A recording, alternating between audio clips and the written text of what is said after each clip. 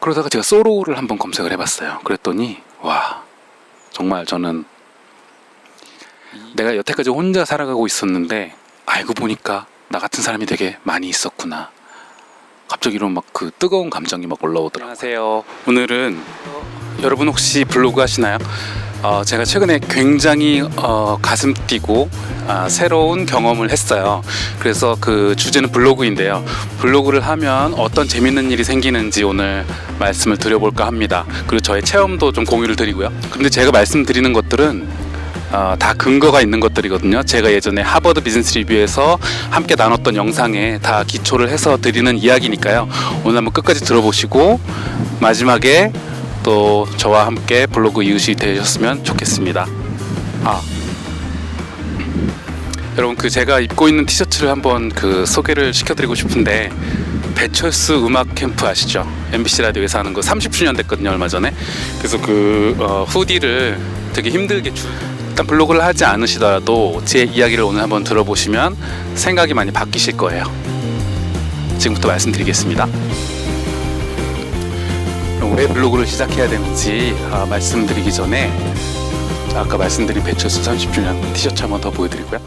첫 번째는 돈을 벌 수 있습니다. 돈을 버는 여러 가지 방법이 많은데 가장 원론적인 방법, 그리고 진리에 가까운 방법이 있어요. 뭐냐면 자기 부대를 갖는 겁니다. 자기 부대.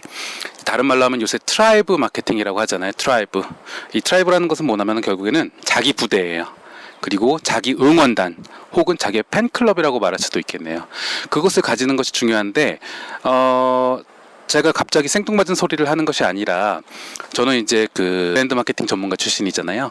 실제로 대기업도 그렇고 또 세계 인류 브랜드들이 브랜드를 꾸려나가는 과정을 보면 다 트라이브 마케팅입니다. 근데 1인 기업도 마찬가지예요. 1인 기업은 더욱더 자기의 부대, 자기의 응원단을 갖는 것이 중요합니다. 그래서 한 1000명 정도의 응원단을 가지면 경제적인 독립은 굉장히 가까워져요. 그런 예를 최근에 제가 블로그에도 소개시켜 드렸고, 혹시 트라이브 마케팅이나 인플루언서 마케팅이 궁금하신 분은 제 지금 나오는 영상을 한번 참고해 주시기 바랍니다. 근데 트라이브 마케팅을 하게 되려면 이제 자기 부대를 모아야 되는데, 자기 부대 어떻게 모으죠? 지나가면서 날 팔로우해라 뭐 이렇게 할 수 없잖아요. 자기 응원단은 어떻게 모을 수 있을까요? 그 처음이 굉장히 중요한데, 셋업하는 게, 저는 그것이 블로그라고 생각을 합니다. 일단은 네이버 블로그 시스템 자체가 서로 그 이웃하는 거에 대해서 굉장히 호의적이에요. 그래서 그 어렵지 않게 서로 다가설 수 있고, 하지만 그 팬 앞에서 제가 말씀드린 자기 부대의 숫자가 중요한 게 아닙니다. 그 분야 있잖아요. 자기 분야에 맞는 사람들, 그러니까 진성 팬들. 그러니까 내가 갖고 있는 내 부대 사람들이 어떤 특정한 키워드로 뭉쳐질 수 있는 사람들인가, 그것이 중요해요. 안 그러고 이런 사람 저런 사람이 있으면 그건 진짜 부대라고 말할 수 없어요. 그러기 위해서는 뭐가 제일 필요할까요? 자기의 분야가 뭔지를 아는 게 중요하겠죠. 그 다음에 그 분야 사람들을 자기 부대로 만들고 자기도 그 상대방의 부대가 되고, 이렇게 서로 트라이브를 쌓아가는 것입니다. 그래서 이 네이버 블로그를 시작하게 되면 비교적 간단하고 어렵지 않은 방법으로 자기 부대를 만들 수 있고, 그 자기 부대를 가지고 그 다음에 퍼스널 브랜딩이 되는 거예요. 그 실제로 돈을 버는 많은 방법 중에 제가 트라이브 마케팅을 말씀드리는 것은, 최근에 소셜 미디어나 어떤 디지털의 폭발 때문에, 특히 코로나 때문에 서로 개인들이 다 연결이 돼 있거든요. 그래서 그런 경험 있으실 거예요. 뭔가 물건을 사는데 그 물건이 꼭 필요하다라기보다는 내가 좋아하는 그 사람이 추천을 해주고 이 덕분에 이렇게 됐어요 라고 이야기를 하니까 그 제품을 믿고 사는 거죠. 그러니까 현대 사회에서는 이 개인들이 이렇게 다 연결돼 있다는 것은 서로가 서로에게 인플루언스를 하는 것이거든요. 결국에는 제품을 사게 되는 이유가 제품의 기능이나 이런 게 아니라 결정적인 것은 사람이다. 사람 때문에 결국에는 제품을 사요. 돌이켜보시면 그런 게 많이 있을 거예요. 그리고 두 번째, 블로그를 해야 되는 이유를 한번 말씀드려 볼게요. 혹시 제가 올렸던 영상 중에 진짜 네트워킹을 해야 되는 이유, 네트워킹이 싫어도 해야 되는 이유라는 영상이 있어요. 그걸 보시면 아시겠지만, 이 네트워킹이라는 건 수보다는 질이 중요해요. 근데 이 왜 싫어도 네트워킹을 해야 되는 이유 중에 하나는 뭐 커리어적인 거는 떠나서, 사업적인 걸 떠나서 이제 행복의 조건이라는 책 있잖아요. 그 책을 보면 결국엔 행복이라는 것은 노년의 인간관계가 굉장히 핵심적이다라고 이야기를 해요. 근데 노년의 인간관계, 친구들 이제 노년이 되면 될수록 이제 멀어져 가는 것뿐만이 아니라 이제 죽게 되는 친구들도 많이 있잖아요. 그럼 어떻게 그거를 인맥 관리를 할 것이냐? 결국에는 자기가 좋아하는 것, 열정, 취미, 이제 영어로 패션 포인트라고 하잖아요. 그런 것이 중요하다고 이야기를 해요. 그러니까 자기 뭐 동문이다, 지연, 뭐 고향 사람이다 이런 게 아니라 자기가 좋아하는 것을 하면서 만난 사람들이 이 네트워크의 원천이라고 이야기를 합니다. 그리고 제가 했던 영상 보시면 이렇게 취미를 바탕으로 했는데 사업적으로 이어지거나 혹은 더 큰 인간관계로 이어지는 사례들이 굉장히 많아요. 왜냐? 같은 취미를 갖고 같은 열정을 가진다는 것은 단순히 그것을 좋아한다 이상이에요. 그 사람이 뭔가를 좋아할 때는 그 사람의 어떤 타고난 기질이나 방향성, 가치관 이런 것들을 다 포함하잖아요.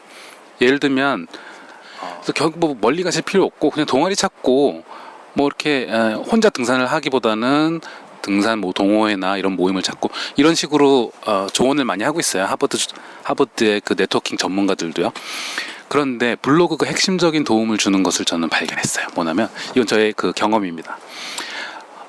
제가 개인적으로 만나본 적은 없지만 굉장히 멘토로 삼는 분 중에 이제 헨리 데이비 소로라는 사람이 있어요. 소로우. 그 사람의 철학이나 어떤 일기 이런 것들 때문에 제가 인생을 굉장히 다시 보게 됐고 이렇게 습속 생활도 하고 있는 거거든요. 반쪽짜리지만 이렇게 습속 생활. 그런데 재밌게도 인문학 쪽에서는 유명한 책이지만 제 주변에 그 책을 읽은 사람이 한 명도 없었어요. 정말 한 명도 그 책을 읽어보지 않았대요. 누군진 들어봤는데 저는 저 스스로 굉장히 괴짜라고 생각을 했죠. 그런데 저도 블로그를 시작한 지가 네이버 블로그는 시작한 지 오래 안 됐어요. 예전에 이제 약간 논문 비슷한 그런 글들을 적을 때나 저 티스토리 블로그를 썼었는데 네이버 블로그에서 조금 사람들하고 더 이제 교류해봐야지라고 생각하다가 검색을 하게 됐는데 뭐 너무 많이 나오는 거예요. 예를 들면 전 이제 외국계라든지 마케팅 전략, 뭐 퍼스널 브랜딩 이런 거 전문가니까 그런 거 쳐보면 다 상업적인 글만 나오고 실제로 영양가가 없더라고요. 그러다가 제가 소로우를 한번 검색을 해봤어요. 그랬더니 와, 정말 저는 내가 여태까지 혼자 살아가고 있었는데 알고 보니까 나 같은 사람이 되게 많이 있었구나. 갑자기 이런 막 그 뜨거운 감정이 막 올라오더라고요. 그래서 제가 소로우라는 그 검색어로 블로그를 싹 검색을 해서 그 중에 뭐 또 상업적이거나 뭐 폐쇄된 블로그 말고 어느 정도 활동을 하시면서 소로우에 대해서 언급하신 분들을 처음 검색에서 나온 거를 한 100분 정도를 일단 팔로우를 했어요. 그 중에 절반 정도가 이제 수락을 해주셨고 서로우유. 근데 그 사람들의 그 블로그를 들어가 보면 소로우를 좋아하는 사람은 뭔가 저하고 일관된 가치관이나 뭔가가 있더라고요. 거기서 느꼈죠.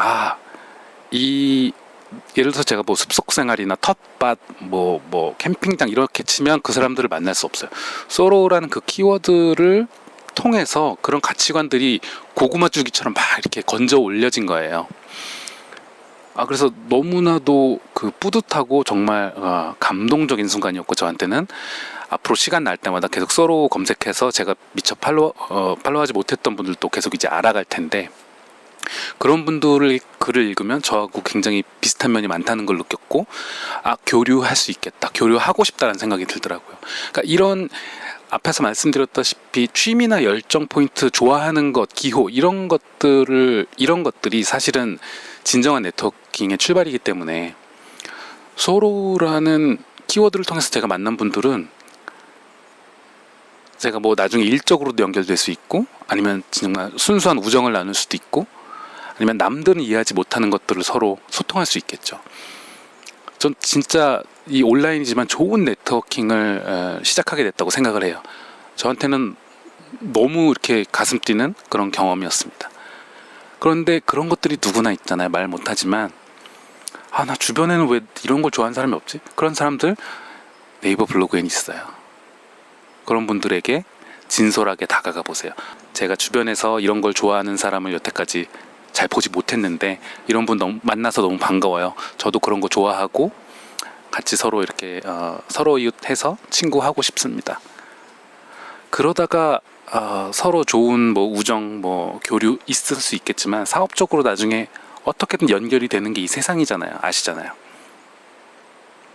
그런데 정말 하지 마셔야 될 거는 저한테 예를 들면 뭐 샤시나 무슨 인테리어 전문점 아니면 무슨 치과 뭐 이런 그 이름의 블로그를 다는 데들이 보면 막 그 폭격기가 위에서 타겟팅 안 하고 막 폭탄 떨어뜨리듯이 저한테 친구 시청을 할 때가 있어요. 말도 보면 되게 좀 성의가 없잖아요. 아무래도 뭐 관심 있어서 왔습니다. 서로 이웃하고 싶어요. 그럼 저는 안 해요.